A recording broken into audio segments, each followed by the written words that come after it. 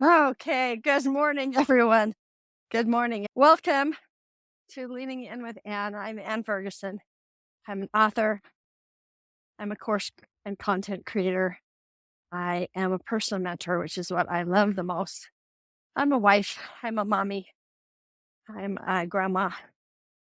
And I got to do all those things this past week, and I love it. I'm also a humble follower of Jesus Christ. And I absolutely love my relationship that I have with him. So, good morning to you all. This is Leaning In with Anne. It's a walk and talk that I do every weekday morning. Today, we're going to talk about the art of debriefing. And what that is looking back at a situation and kind of peeling it apart so we can learn from it, decide what we liked or we didn't, make plans for the future. The art of the debrief. All the learning I have found is done in the debrief. I can experience something and just have it pass me by, and I haven't learned. And I haven't been able to make choices and reframe things or, if things get stuck, it's because I didn't go back and debrief. So we're going to learn how to debrief a little bit today. So those of you who are out of the country, we're starting to get some people who are watching this who are not in the States. So just so that you know, in November in the States, fourth Thursday of the month, there is a celebration that we have called Thanksgiving, where we meet with family and friends and we have a big feast. It's like celebrating the harvest. Dates way, way, way back to the beginning of the country when the colonists first came, and they had kind of a rough road for the first little bit, and then they had a great harvest and they celebrated and gave thanks to God for the blessings of the harvest. So that's what it's supposed to be about. A lot of times we get all wrapped up in the how everything should look and what it's supposed to be, and we forget to actually experience the gratitude. So we spent the last couple of weeks working on what gratitude looks like and how to deal with that. And so now we're going to look back a little bit. We're going to say, how did that go for you? So those of you who created your Thanksgiving, how did that go? Did the feelings that you wanted to have, did they materialize? I am going to report in. So I have some questions that I asked. Yeah. So I knew that my daughter was coming. I wanted to feel welcoming. Totally happened. The big feelings that I wanted to feel, I wanted to stay present. I wanted to enjoy. That's a big deal because I can get so busy in my head that I don't stay present and enjoy what's going on. I have some really choice moments for Thanksgiving. And so I'm going to debrief those. What debriefing is really taking an outside view of an event and looking back at it and going, what did I learn? What did I experience? What do I like? What didn't I like? Right? So what went well? I stayed present. What went well? I kind of allowed the flow of things. So instead of going, we need to do this and we need that because we need to make memories, we just chilled out. We just talked about what we wanted to do. Everybody was kind of in agreement. And there was a lot of laying around. There was a lot of just chilling and talking. As far as Thanksgiving Day goes, my husband usually cooks and gets really overwhelmed, pretty grouchy, and then wiped out.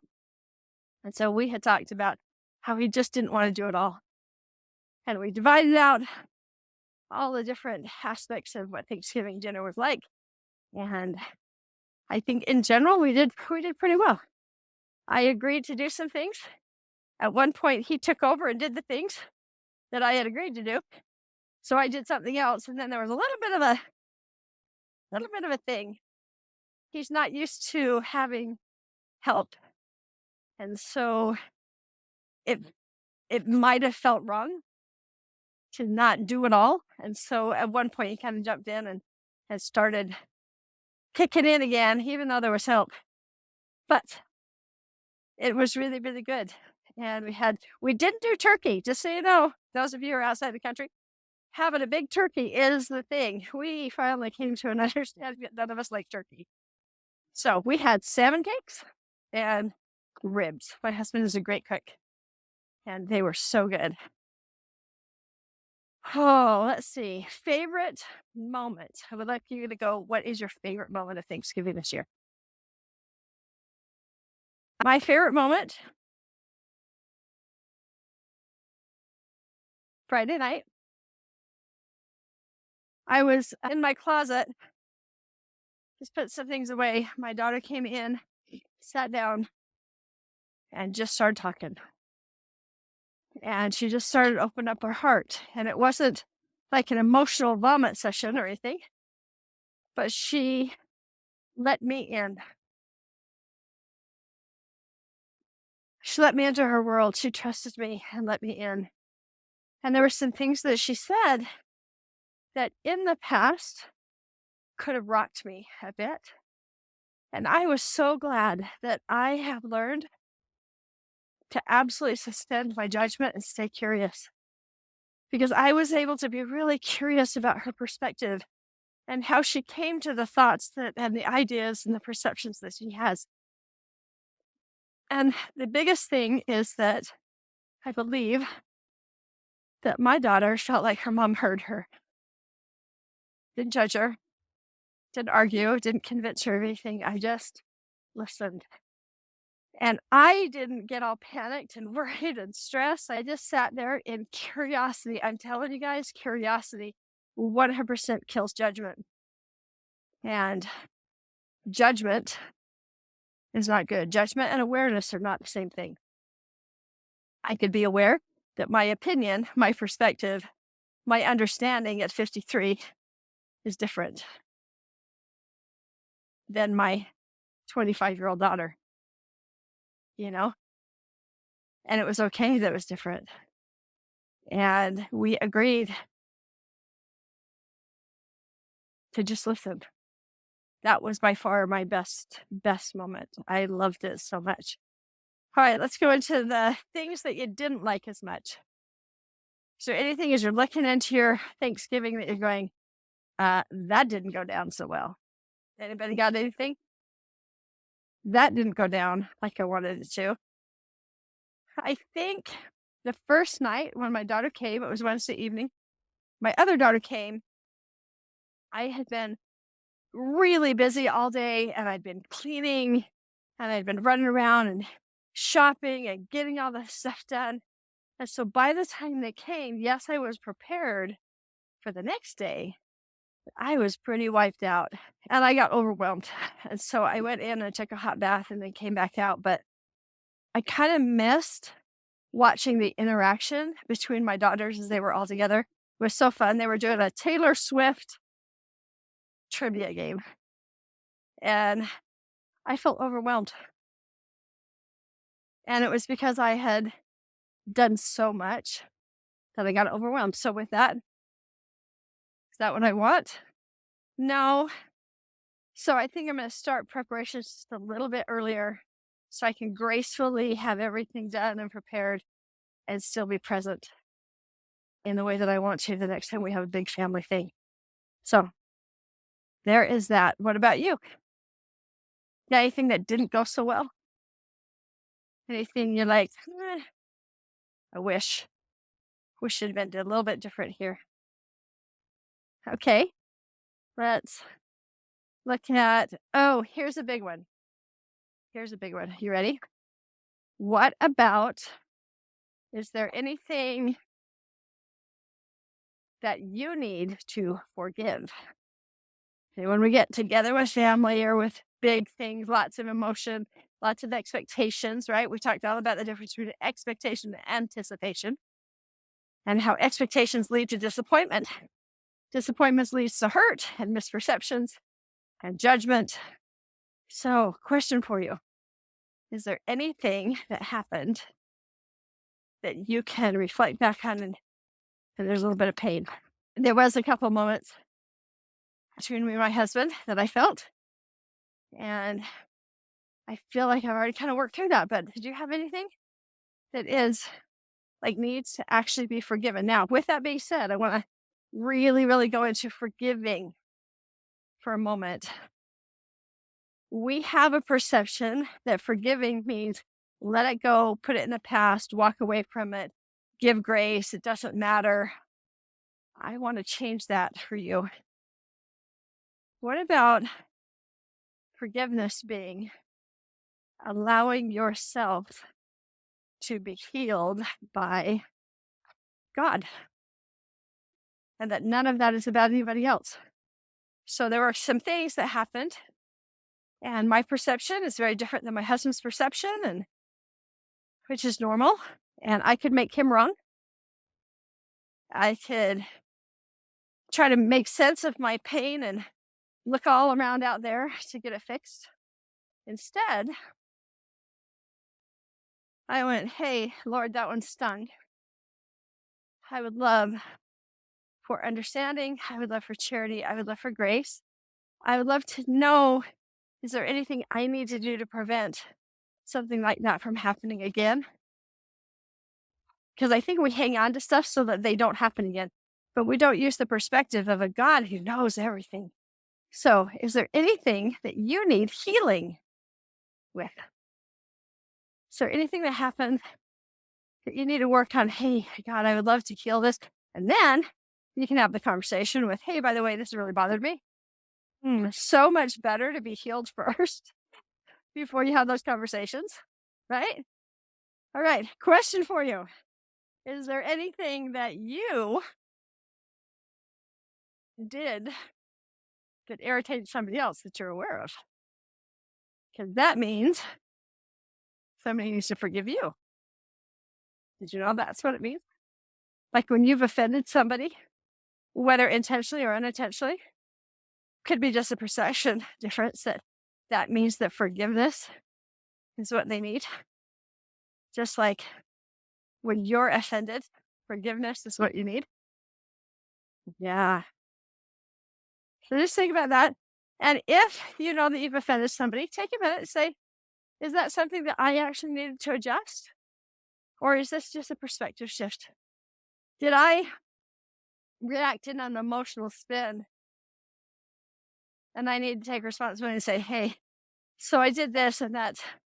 I can see why that impacted you in a kind of negative way or uncomfortable way. And that's not what I intended. Do you have anything that you need to just address with somebody? Is that possible? See, debriefing, it puts everything, we get these programs, we get things that are stuck in us and we can't get past this. It's because we don't take the time to debrief. Debriefing can be a little painful. Debriefing can be really exciting. I really love to look back and go, what is a better way? What is the best way? What can I do differently? I know that I have got to get some different gloves. As I debrief this block, my hands are too cold. So if I don't debrief, if I don't listen to myself, I can't know what to do next. Most of us were raised with emotionally immature parents. And what that means is that they didn't know how to feel their emotions, and therefore they didn't know how to feel or help us process and or feel emotions. So instead, it was don't be aware of your feelings, just push them down. So another really, really successful moment for me was my granddaughter slept over and she had a hard time falling asleep. And so she started saying, I want to go home. I want to go home. So in the past, I would have said, oh, honey, you're fine. Everything's fine. Do you want this? Do you want that? Let's be fine. Let's not bother your parents. You're fine. Well, guess what? She was feeling sad. And so instead of saying, you're fine, I said, let's call mommy and you can talk to her and see what's going on. So her mom is really, really good at this and said, oh, sweetheart, this is what I think. I'm somewhere where I can't pick you up right now and the baby's asleep with daddy. So what I'd like you to do, she goes, sometimes when I slept over and then I kind of want to go home, I have kind of a weird feeling in my tummy. And she goes, is that what's happening to you? So she was helping her identify what the emotion felt like in her body. And I said, okay, this is what we're going to do. It's going to be a little bit before I can get you. So why don't you watch a show with grandma? And I will check back in. If you fall asleep, then I will see you in the morning. If you don't, I will come get you. And then she told me, if she wakes up in the middle of the night, please call me. And so, sure enough, 3 o'clock in the morning, she starts screaming and crying because she had fallen asleep. I took her up to her bed and she woke up and she wasn't home. And she remembered. And we have no idea what it was that kind of got her off this time. But I went in and I checked to see if I could calm her down just a little bit, and it's by sitting and being with her. And she just says, I want to go home. I want to go home. I want to go home. And guess what? In the past, that would have triggered me that somehow I had done something wrong and she wasn't safe with me, or she didn't like being at my house, or, my daughter was going to find out that the kids don't like to be at grandma's. All of that would have been about me and trying to get her to stop feeling. And I was able to detach and just say, hey, sweetheart, let me text mommy and call mommy and let her know. And she went, okay. And so we texted mommy. Mommy texted daddy. Daddy came to get her. And I sat there and thought about later that night about what does that do for her and her trust in God. See, God calls himself Father. He calls himself a parent, right? And if your parent always said, you're fine, just deal with it, handle it, suffer through it, you can make it. This is not making her weak. This is making her trust that help is on the way. See, a lot of us, we think it's up to us to do everything. And we think that to suffer is noble and to stick it out is the right thing. And then we don't know why God doesn't answer our prayers. Well, one of the biggest reasons is because we don't trust that he will, or we don't trust that we have suffered enough to warrant him coming and helping. So I just sat, and she's 6.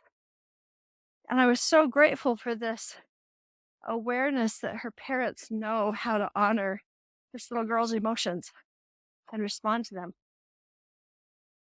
Can you imagine, guys, if you had actually needed help or had been scared and couldn't make sense of why she was scared? Like, she didn't know why she didn't want to be a grandma. I said, is there something that has scared you? She goes, I don't know. And is there something that I can do to help you? I don't know. I just want to go home.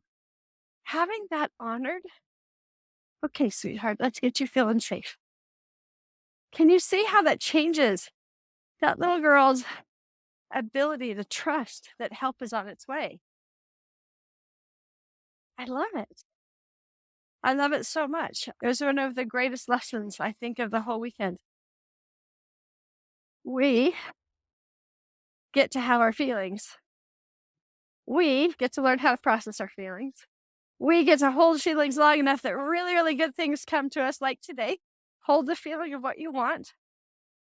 Feel it. And watch it materialize, and don't miss it. And if something doesn't go the way that you want to, the debrief, guys. Just debrief. What happened? What did I love about what happened? What don't I love about what happened? What is mine to adjust about what happened?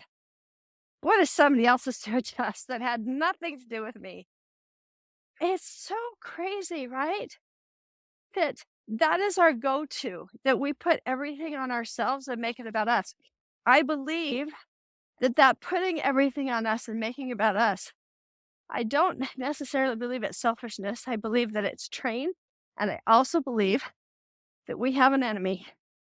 Okay, let's just break this one down for a second. We have one God. Law of opposition exists. Means we have one enemy. Okay, so he will do all sorts of things to make everybody else the enemy. So my granddaughter, who wakes up at 3 o'clock in the morning when you're barely awake, who is now the enemy?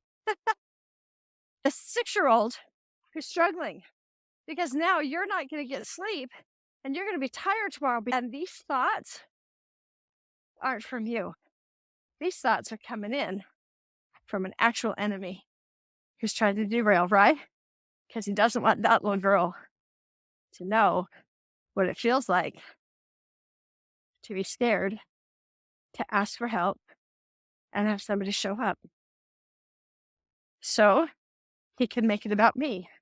I'm this, I'm a bad grandma, I'm not fun, she's not going to want to sleep over ever again. All of those thoughts, I was too sleepy in my head for that stuff to be rational about me. So we talk about this, but I want you to see real time how it shows up. The enemy is real. And if you are not feeling awesome and good about yourself and loving towards others and forgiving and tolerant and excited, you're not. I want to be really careful about this. You're not under his power, but there's somebody messing with you. And you're not fighting yourself. And as soon as you see it, you can do something different. So the debrief is all about seeing it differently. What can you adjust? What is somebody else's to adjust? Wasn't hers to adjust her fear, it's mine to adjust my perception, right? In other situations where I was kind of blamed for some things, I actually had done nothing wrong. So there was nothing for me to adjust. That was the perception that somebody else had. That is theirs to work on. What do I need to forgive? What do other people need to forgive? What's in my car, in my lane, and what's in somebody else's car, and what's in somebody else's lane? You don't know that unless you debrief. So that is our walk and talk today, guys. The art of debriefing. Now, what's fun is in the courses that I teach, we will have an experience, and then we always come in with a debrief. What does that look like? What do you need next? Is that what you wanted to experience? What can we do to tweak that? Oh, it's so good to learn how to do. It makes life be within your power, within your control. Now, the big thing is to stay emotionally aware, right? If you are aware of what you're feeling in any given moment, you can go, is that what I would love? What is going on right now? And you get to stay curious. What is happening right now? That is the goal, y'all. Be emotionally aware without judgment and stay curious. I think that is it for today, everybody. Have a great day. Debrief your holiday. Look to see what you want to do differently. See if there's any similarities in what's coming up for Christmas so that we can make it a super, super great day. Sun is out, starting to get a little bit warmer. Thank goodness. See you later.